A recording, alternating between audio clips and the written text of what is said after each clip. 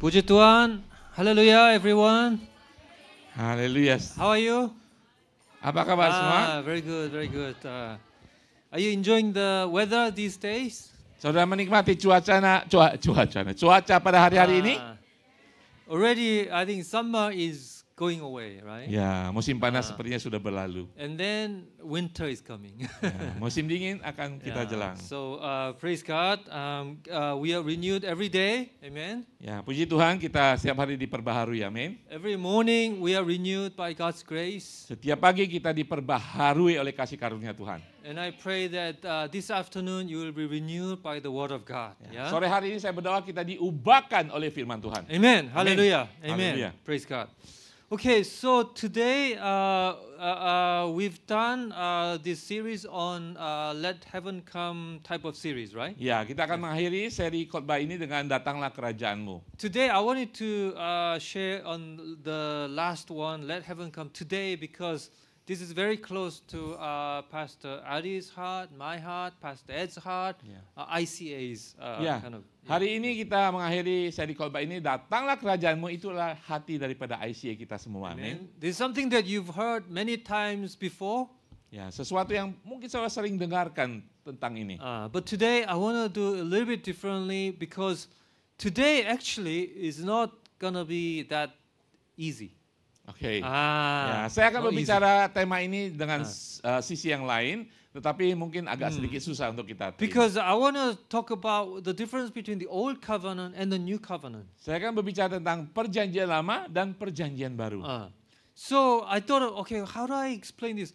It's not easy. Ya, saya pikir bagaimana saya menjelaskannya, memang susah juga ya. So I thought, okay, the best way is to really study the Word of God. Amen. Ya, hal yang terbaik untuk menjelaskan benar-benar kita harus belajar ayat-ayat firman Tuhan. Amen. How many of you love to study the Word of God? Berapa banyak saudara suka belajar firman Tuhan? Amen. Amin. So today we're gonna really dig into like Book of Romans. We're gonna look at 4 passages. Ya, hari ini kita benar-benar melihat, menggali firman Tuhan, terutama dari kitab Roma. Ada 4 pasal di sini. They're not simple, but the last passage we're gonna read together. But we're really gonna dig in. So let's focus. Ya, mungkin tidak gampang, tapi kita fokus, kita akan menggali kedalaman firman Tuhan hari ini. So if you're a little bit sleepy, wake up. Kalau sedikit ngantuk, bangun saudara. And you can write notes and things like that. Mungkin Yeah? saudara boleh mencatat juga. Amen. Hallelujah. Yeah. Haleluya. So let's start with something that we are familiar with. Mari kita mulai dengan sesuatu yang familiar dengan kita. So I want to ask you a question, okay? Pertanyaan, Where is the kingdom of God? di manakah kerajaan Allah?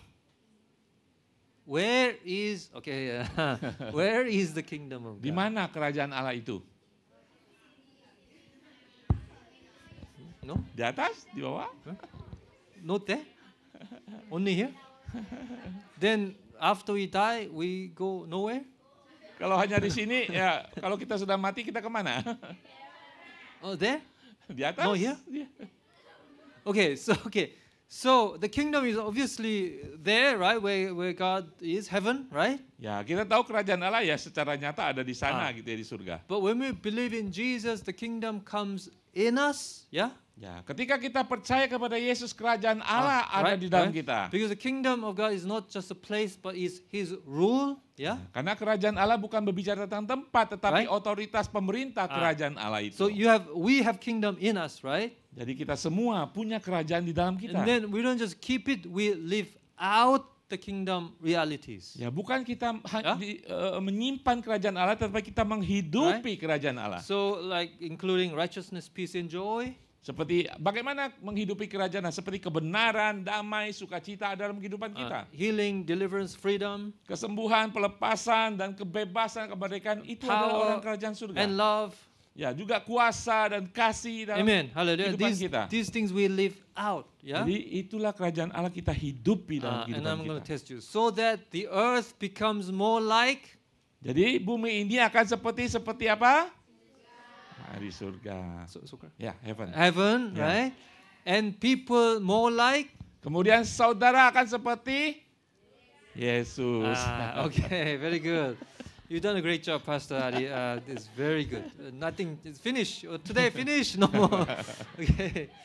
Alright, so now let's look at the main passage, Luke 16 to 17. Kita lihat ayat kita hari ini Lukas 16, 16, Let's look at 16 17. first. Kita lihat ayat ke-16 dulu. Hukum Taurat dan kitab para nabi berlaku sampai pada zaman Yohanes. Dan sejak waktu itu kerajaan Allah diberitakan dan setiap orang menggagahinya atau memaksa berebut memasukinya. Okay, so 16 it says the law and the prophets were until John the Baptist, right? Ayat ini menjelaskan hukum Taurat dan kitab para nabi selesai sampai pada Yohanes Pembaptis. So what is the law and the prophets? Jadi apa itu hukum dan para nabi?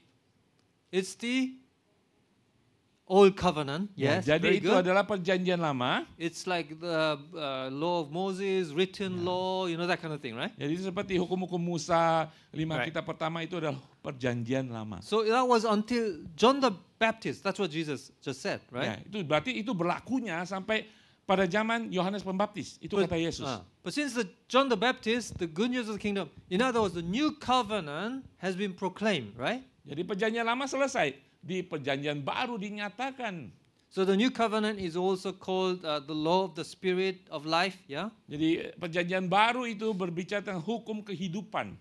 And then everyone forces his way into it. Jadi karena setiap orang menggagahinya bahasa lama atau memaksa berebut memasukinya. Right. So as I said just now, the kingdom comes in us. We live out the kingdom. Yeah. Seperti saya katakan tadi, ketika kita percaya Yesus, kuasa kerajaan Allah dalam kita dan kita menghidupinya keluar. But it's interesting they use the word force. That's force, right? Iya, this force, menggagahinya atau memaksa. So why use the word force? Kenapa memakai kata memaksa gitu ya? In other translation, they use the word entering violently. Ya, terjemahan lain atau kata lain terjemahannya adalah memasuki dengan paksa gitu, dengan kasar gitu So memasukinya. why is this word, right? Mengapa memakai kata ini? As we will see at the end of this message, there are battles. Kenapa saudara? Nanti kita pembahasan karena Amen. ada pergumulan, ada pertarungan di sana. Hallelujah. Yeah. In living out kingdom realities, there are battles for us to fight. Saudara, untuk menghidupi kehidupan kerajaan Allah itu ada pertarungan, ada pergumulan, ada perperangan. That's why the word force. Yeah. Jadi ada kata memaksa gitu untuk masuk. Okay, let's look at verse 17. Mari kita ayat 17. Lebih mudah langit dan bumi lenyap daripada satu titik dari hukum Taurat batal. But Jesus just with somewhat contradiction, maybe, yeah. Ya, suatu hal yang sedikit kontradiktif di sini. Because now he says, okay, the law and the prophets were finished, but now he says they're still valid. Ya, di sini dikatakan hukum Taurat dan kitab Nabi itu selesai. Tetapi Amen. ayat 17 sepertinya ada masih berlaku. In other words, we still need to obey the law. Dengan kata lain, kita masih harus mematuhi hukum. See, I told you it's not simple, right? So what's the difference between the old covenant and the new covenant? Jadi tidak gampang untuk dimengerti ya. Jadi apa bedanya perjanjian lama dan perjanjian baru? So let's look at 2 Corinthians. See, this is not easy, right? 2 Corinthians 3:6. Fokus saudara, nggak gampang ya. Kita lihat di dalam 2 Korintus 3 ayat 6 mengatakan, ialah membuat kami juga sanggup menjadi pelayan-pelayan dari suatu perjanjian baru yang tidak terdiri dari hukum yang tertulis, tetapi dari roh. Sebab hukum yang tertulis mematikan, tetapi roh menghidupkan.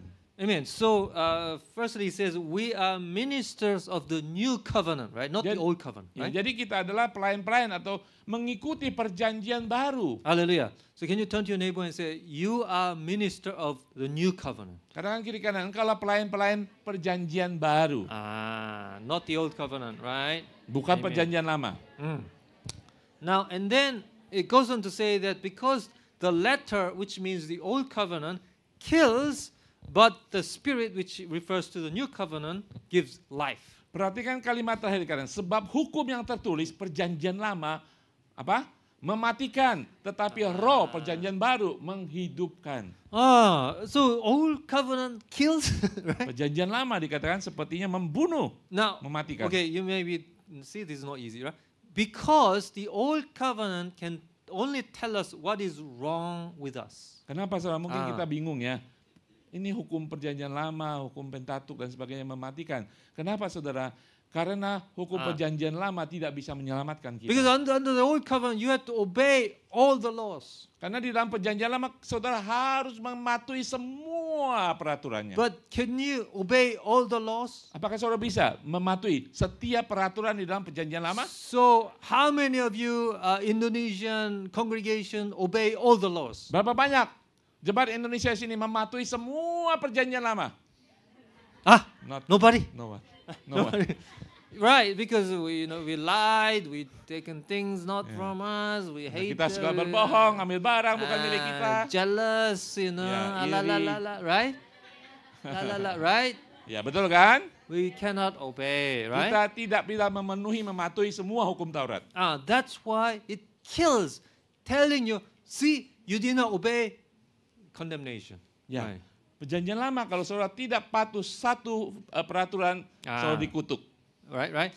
So now we're going to look at, okay, this is very, very interesting but not easy. So we're going to look at 4 passages in the book of Romans. Ya, ini tidak gampang saudara ya. Jadi kita akan melihat 4 perikop daripada di dalam kitab Roma. And because our Indonesian congregation all very smart, you all going to understand. Amen. Ya, jemaat Tuhan di sini pintar-pintar, saudara Hallelujah. pasti mengerti. Amin. Amen. Okay, first passage, chapter 3, 20. Let's look at 20 first. Oke, kita baca di dalam Roma 3 ayat 20 dulu kita baca. Sebab tidak seorang pun yang dapat dibenarkan di hadapan Allah oleh karena melakukan hukum Taurat. Karena justru oleh hukum Taurat orang mengenal dosa. So the word justified is Dibenarkan, important. Okay, what does justified mean? Apa artinya dibenarkan, saudara? So it means made righteous. Berarti saudara dibuat menjadi benar. Why is being made righteous important? Kenapa sangat penting kita dibenarkan, saudara? Because who goes to heaven? Karena kita bertanya, siapa yang akan ke surga? The righteous. Orang yang sudah dibenarkan nanti ke surga. That is why it's important to be made righteous, be justified. Jadi sangat penting sekali setiap kita orang percaya harus tahu sudah dibenarkan. Whereas the sinners go to? Setiap orang berdosa ke neraka. Hell, not heaven, right? Justified, right? Dibenarkan saja masuk ke surga. But the problem is under the law and the prophets, nobody can be justified because nobody can obey all the laws. Saudara, masalahnya kalau kita mengikuti hukum Taurat, di bawah hukum Taurat, tidak ada satupun yang bisa dibenarkan karena kita tidak bisa mematuhi semua hukum Taurat. Betul? Does that make sense? Right? Ya. Then we have a problem. Jadi kita punya masalah di sini. So what do we do? Apa yang harus kita lakukan? Verse 21. Ayat 21. Tetapi sekarang, tanpa hukum Taurat, kebenaran Allah telah dinyatakan seperti yang disaksikan dalam kitab Taurat dan kitab-kitab para nabi. Verse 21 says, okay, that's why God is good. Amen? God is good. Allah itu baik. Amin. God is righteous. Allah itu benar adanya. And that's why He gave something apart from the law. Jadi dia memberikan sesuatu beda daripada yang bisa diberikan hukum Taurat. This is important. Apart from the law and the prophets, He gave a way for us to be saved. Jadi dia memberikan sesuatu lebih daripada apa yang bisa diberikan hukum Taurat dan kita para nabi untuk kita bisa diselamatkan. Amen. Amen. So we can actually be saved. Yeah? Jadi kita sekarang bisa diselamatkan. And what is that? So verses 22 to 25 tell us what that is. Okay? Apa itu yang diberikan Tuhan? Yaitu kebenaran Allah karena iman dalam Yesus Kristus sebagai semua orang yang percaya. Sebab tidak ada perbedaan. Karena semua orang yang telah berbuat dosa dan telah kehilangan kemuliaan Allah. Ayat 24. Dan oleh kasih karunia telah dibenarkan dengan cuma-cuma karena penebusan dalam Kristus Yesus. Kristus Yesus telah ditentukan Allah menjadi jalan pendamaian karena iman dalam darahnya. Hal ini dibuatnya untuk menunjukkan keadilannya karena ia telah membiarkan dosa-dosa yang telah terjadi dahulu pada masa kesabarannya. Amen. It's faith in Jesus Christ. It is as a gift. Jadi iman kita di dalam Yesus menjadikan kita menerima kasih karunia itu. Amen. Unless it's a gift, we cannot get it. kalau bukan pemberian Tuhan, kita tidak bisa diselamatkan. Amen. Hallelujah. So okay, let's look at second passage, Romans 4. Let's read 2. Ya, kita lihat berikut, Roma 4 ayat 2. Kita baca ayat 2 dulu. Sebab jikalau Abraham dibenarkan karena perbuatannya, maka ia beroleh dasar untuk bermegah, tetapi tidak di hadapan Allah. Sebab, ya, oke, ayat 2. Okay, very good. How many of you know Abraham? Siapa right? yang kenal Abraham? Was Abraham righteous or sinner? Apakah Abraham seorang yang benar atau orang yang berdosa? Righteous, right? Righteous. But how did Abraham become righteous? Jadi bagaimana Abraham dibenarkan? Was it because he obeyed all the laws? Apakah dia mematuhi semua perintah Tuhan? Huh? No, because Tidak. if you look at like Genesis, Abraham lied about his wife Sarah twice. Sudah tahu di dalam perjanjian lama Abraham berbohong 2 kali tentang istrinya, dikatakan saudari perempuan 2 kali. Pembohong. Righteous? Pembohong. Benar? Orang No. benar? Bukan. Abraham was just like you and me. Just I don't think he was righteous by obeying the law. Ya, kita sama seperti Abraham ya, sering melakukan dosa. Tetapi Abraham dibenarkan bukan karena memenuhi setiap hukum Taurat. Then how did he become righteous? Jadi bagaimana disebut dibenarkan? Well, by sacrificing Isaac, Karena dia ingin mengorbankan Ishak? right? But was sacrificing Isaac required by the law?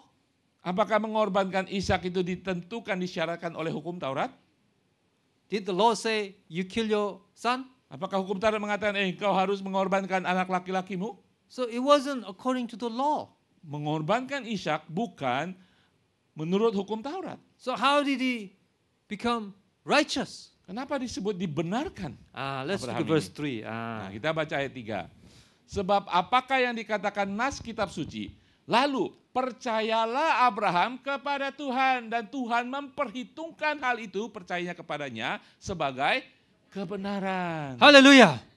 Haleluya. Abraham believed that God is Jadi- good. Amen. Ya, jadi Abraham percaya kepada Allah. He believed that God would provide. Dia percaya Allah itu baik. Dia percaya Allah akan menyediakan. And that belief, that trust in God was credited as righteousness. Jadi percayanya Abraham kepada Allah bukan karena dia pengorbankan. Percayanya Abraham kepada Allah dihitung sebagai kebenaran. Not him obeying all the laws, but he trust in God. That was righteous. Jadi Hallelujah. bukan dia memenuhi semua hukum Taurat, tetapi percayanya dia itu diperhitungkan sebagai Amen. kebenaran. Are you okay? Are you following? Saudara mengikuti? Okay, it's good, right? Wow, your congregation very Wajib. clever. Oke. Pintar semuanya dalam Tuhan. Amin. We all know 100%, right? 100%. Wow. Very good, huh?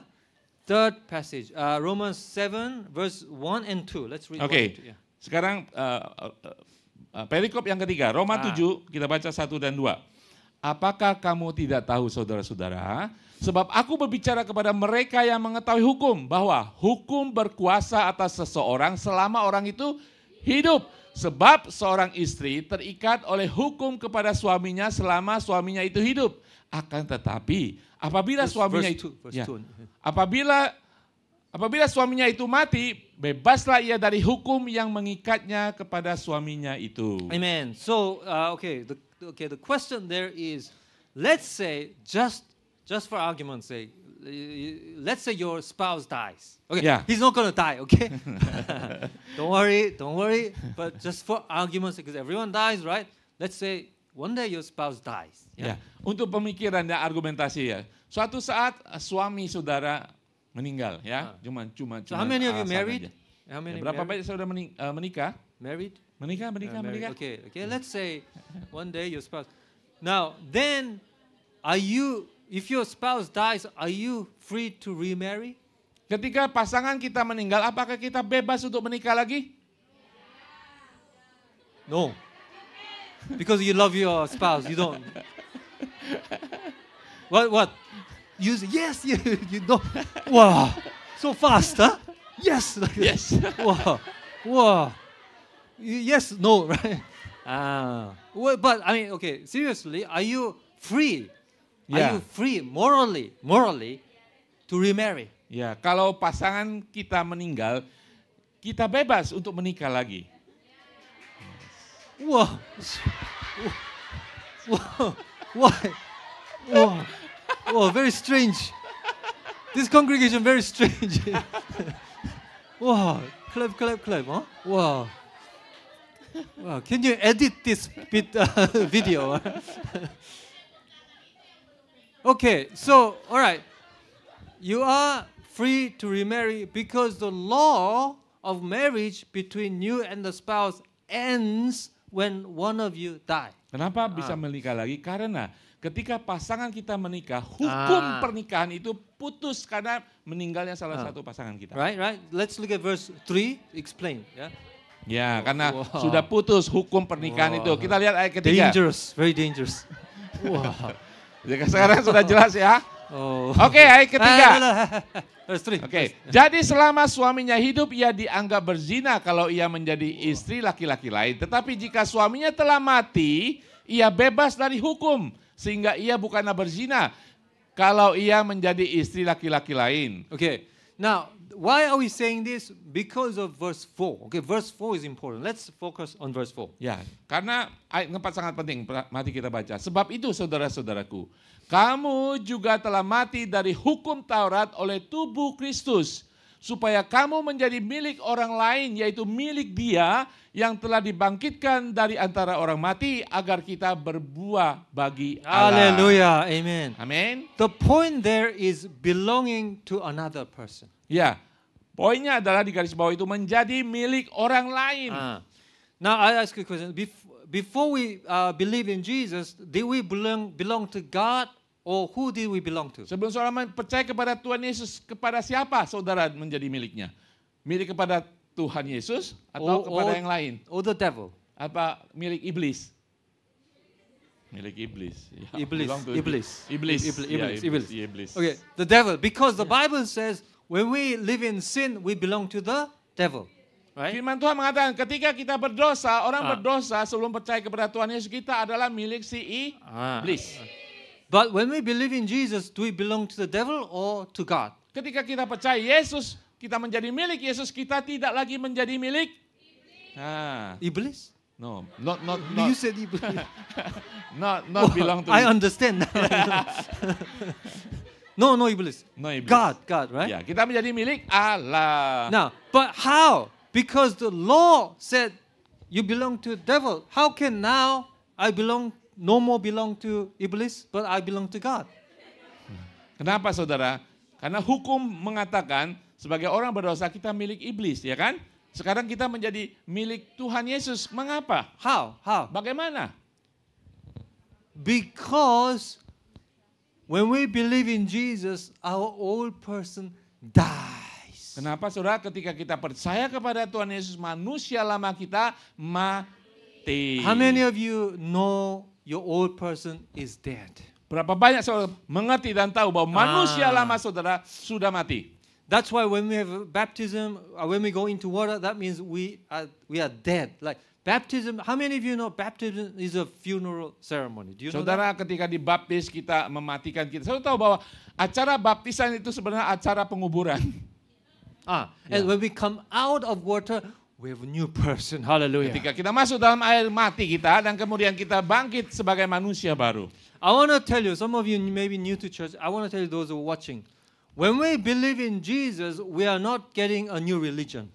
Saudara yang baru dan juga bagi teman-teman yang menyimak secara online. Ketika kita menjadi orang percaya, kita bukan masuk dalam agama lain. When we believe in Jesus, we are dying. Our old person dies and we become a new person. Dan ketika kita percaya kepada Tuhan Yesus, manusia lama kita mati, kita dijadikan manusia baru. I want to tell you one more thing. Those of you who are new to church, who are watching. Ya, saudara yang baru di gereja. Christianity is not about becoming a better person.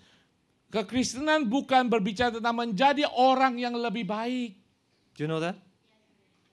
Saudara tahu itu? Yeah? Ya. Religion is about that. But Christianity is not about becoming a better person. Saudara, agama membawa kita orang yang lebih baik ya. Tetapi orang yang percaya kepada Tuhan Yesus bukan membawa kita orang yang menjadi lebih baik daripada kemarin. Christianity is about becoming a new person. Hallelujah. Kekristenan, Hubungan kita dengan Tuhan membuat kita menjadi orang yang baru, ciptaan Hallelujah. yang baru.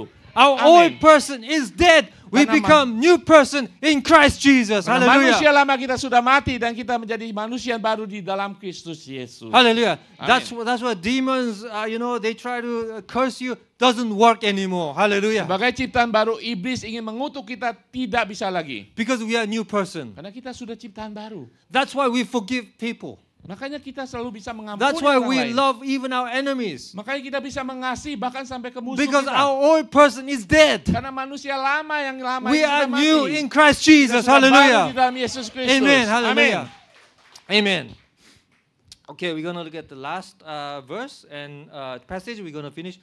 Let's read together Romans 8:1 and 2. Romans 8 is amazing. You Kita know lihat that, yeah? yang keempat, Roma 8 ayat 1 dan 2. Romans 8 is like it's called Holy Spirit chapter. Ya, Roma pasal ke-8 ini pasal yang sangat-sangat luar biasa, itu tentang hidup di dalam Roh Kudus. Because the word reference to Holy Spirit appears in this chapter than any other chapters in the Bible. Karena acuan kepada Roh Kudus sangat banyak sekali di pasal ke-8 ini. So we're going to read together verse 1 and 2 together. Okay. Ayat 1 dan 2 kita bacakan bersama-sama, Saudara. 3, 2, 1. Demikianlah sekarang tidak ada penghukuman bagi mereka yang ada di dalam Kristus Yesus. Roh yang memberi hidup telah memerdekakan kamu dalam Kristus dari hukum dosa dan hukum maut. Amen. The new covenant, the law of the Spirit sets us free from the old covenant. Jadi Roh Tuhan membebaskan kita dari perjanjian lama ataupun hidup Amen. lama kita. Now you may ask, how did that happen? Jadi mungkin saudara bertanya, bagaimana itu terjadi? How? Bagaimana? So verses 3 and 4 tells us how that happened. Jadi ayat 3 4 menjelaskan bagaimana itu terjadi. So let's read verses 3 and 4 together. Kita baca di ayat ke-3 dan 4 mengatakan, sebab apa yang tidak mungkin dilakukan hukum Taurat karena tak berdaya oleh daging telah dilakukan oleh Allah dengan jalan mengutus anaknya sendiri dalam daging yang serupa dengan daging yang dikuasai dosa karena dosa. Ia telah menjatuhkan hukuman atas dosa di dalam daging, supaya tuntutan hukum Taurat digenapi di dalam kita, yang tidak hidup menurut daging, tetapi menurut Roh. Amen. So God condemned our sin, right? Jadi Allah mengutuk dosa kita, But we were not condemned. tapi kita tidak dikutuk, Why? tidak dihukum. Kenapa? Who was condemned? Siapa dihukum? Jesus Yesus. was condemned for my sin. Hallelujah. Hukum karena dosa-dosa kita. So that I was not condemned. Saya tidak dihukum And lagi. in this way it says the requirements of the law and the prophet was fulfilled. Jadi ayat ini menjelaskan persyaratan Hallelujah. dari hukum Taurat dan hukum para nabi dipenuhi di dalam Yesus Kristus. That's why we are free from the law and the prophets' requirements. Jadi kita sudah dibebaskan dari syarat-syarat yang dituntut dalam perjanjian lama, Hallelujah. hukum dan para nabi. Amen. Amen. Hallelujah. But then the last question we're going to finish after that is that does that mean we have now nothing to do? Terakhir saudara, Ya. pertanyaan. Apakah setelah itu kita tidak ada sesuatu pun yang harus kita bisa Right? lakukan? We are a new person. We have victory in Christ Jesus. Old person's dead. That means we got nothing to do now. Oh, fine. Ya, kita sudah dibebaskan dari manusia lama, manusia baru, diampuni, tidak dihukum. Apakah kita tidak melakukan apa-apa lagi? Right? Then what do we need to do? Apa yang harus kita lakukan? There's one more thing we need to do. Satu hal lagi yang harus kita lakukan. Do you want to know? Saudara ingin tahu?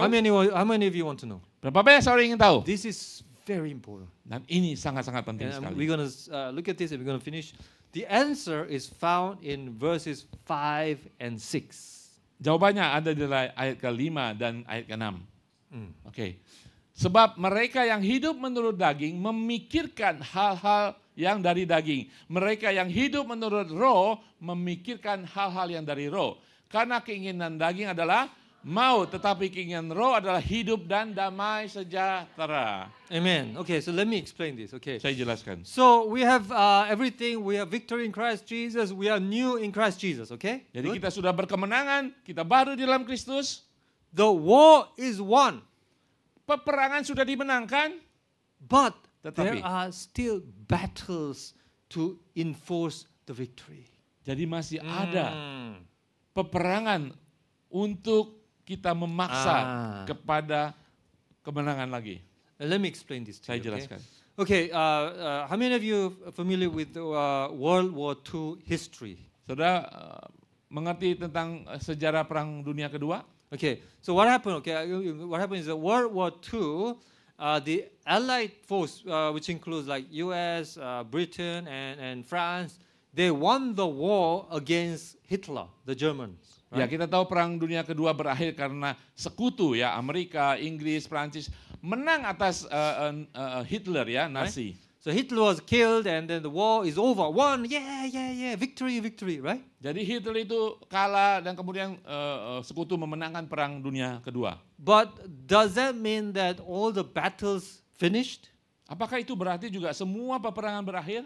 No, Tidak, because saudara. even after many months, there were battles against the Germans. Jadi setelah Hitler menyerah, kalah, masih terjadi peperangan daripada Nazi itu masih melawan mereka. Because these German soldiers, some of them refused to accept loss. Ya, the loss. karena banyak tentara-tentara Jerman itu masih menolak untuk menerima kekalahan. Some of them did know they lost, right? Bahkan ada beberapa tentara mungkin terpencil, dia nggak tahu bahwa mereka sudah kalah. Because there was no mobile phone. They didn't Ya, know. waktu itu nggak ada mobile Right? HP. So there were battles to kill them. Jadi for mereka many masih dalam months. suasana perang, saudara. So the war was won, but there were battles. Jadi peperangan sudah dimenangkan oleh sekutu, tetapi peperangan masih terjadi. When the people of Israel went into the promised land, it wasn't finished. There were still battles. Ya, ketika bangsa Israel masuk ke tanah perjanjian, bukan berarti mereka sudah bebas, tetapi masih ada Amen. peperangan-peperangan. Likewise, Jesus has won the victory on the cross. Ya, Yesus sudah memenangkan peperangan di atas kayu salib. But there are still battles we must fight. Jadi masih ada, saudara, peperangan Haleluya. yang harus kita lakukan. Okay, the next question then is, where is the battleground? Where is the battlefield? Ya, jadi pertanyaan berikutnya, di manakah Ah, daerah pertempuran kita, peperangan kita? are these battles at home, at church, or your work? Apakah peperangan di tempat kerja saudara, di rumah saudara, di gereja? Where is the battlefield? Di mana tempat pertempuran saudara? This is test you, right? Indonesian Ya, congregation, ya. right? Tes nih. Look at verse 5 gives you clue. Ya, ayat kelima memberikan saudara gambarannya. Where is the battlefield? Di mana peperangan itu? In our minds, thoughts, emotions. Pikiran kita, emosi kita, itu tempat peperangan yang harus kita hadapi. There are battles. Itulah peperangan sesungguhnya sekarang. You know, demons want us to put our minds on the things of the flesh. Saudara, iblis selalu menginginkan kita memikirkan hal-hal kedagingan. You know, when we think of the things of the flesh, it brings out the passions and desires of the flesh. Ketika kita memikirkan hal dunia, Right. membangkitkan keinginan kita akan hal-hal dunia. Even though our old person is dead, demons want to resurrect the dead, you know. Ya. Bahkan kalau selalu pikirkan manusia lama kita sudah mati kan, iblis berusaha membangkitkan manusia lama kita dalam kehidupan kita lagi. It could be like jealousy, it Ya, could be iri money, hati, it uang. could be disobedience, it could Ketidaktaatan, pride, anything. sombong, Flesh, he wants to Ya, bring out. itu It's kedagingan. all here going on. mau dibangkitkan kembali. There are battles. Ada peperangan. And that's why we need to set our minds on the things of the Holy Spirit. Jadi kita harus memusatkan pikiran kita kepada roh Amen. Allah. Hallelujah. Amen. Amen. Now if you look at verse 6, these battles are real. Jadi kalau kita lihat ayat ke-6, peperangan ini nyata, saudara. And there are real consequences. So the people can actually die spiritually. Ya, konsekuensinya ada. Banyak manusia, orang percaya akan mengalami kematian, Amen. kemunduran rohani. So let me close by saying this. Let us win these battles every day. Jadi saya ingin Haleluya. katakan ya, mari kita memenangkan peperangan ini setiap hari. Amen. Amen. Because these battles happen every day, every moment. Karena peperangan ini akan menyerang kita setiap hari, setiap saat. Let us remember, look, let us force ourselves into these kingdom realities. Makanya tadi di dalam kitab Lukas yang awal kita baca, menggagahi, memaksa untuk masuk kerajaan surga. Amen. You remember this the Yeah. word force. Yeah. When these thoughts come, don't like entertain them.